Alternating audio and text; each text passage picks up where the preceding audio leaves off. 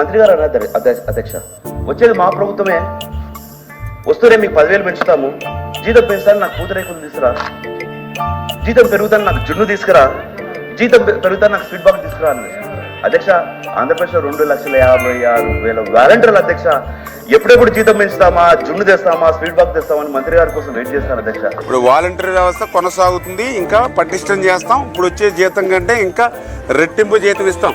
ఎందుకంటే 5,000 రూపాయలకి ఏ వస్తున్నాయి ఈవేళ? ఒక పప్పులు, ఉప్పులు, నిత్యావసరాలు, గ్యాస్, డీజిల్, పెట్రోల్, ఆర్టీసీ అన్నీ పెరిగిపోయిన తర్వాత 5,000 రూపాయలు వాలంటీర్గా ఏమొస్తాయి మీకు? అందుకే మీ జీతం పెంచి మిమ్మల్ని కొనసాగిస్తాం.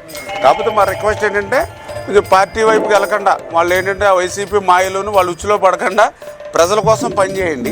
ఖచ్చితంగా మళ్ళీ మన ప్రభుత్వంలో కూడా మీరు వాలంటీర్లుగా ఉంటారు. జీతం పెంచిన తర్వాత నువ్వే మళ్ళీ అన్నయ్య ఇదిగో మా జీతం పెరిగింది నీ ప్రభుత్వాలు అని చెప్పి నాకే మళ్ళీ స్వీట్ పట్టుకొచ్చి, లేదా ఏదైనా గేదె అంటే జున్ను ఏదో వండి పట్టుకొచ్చి నాకు పెడతావు.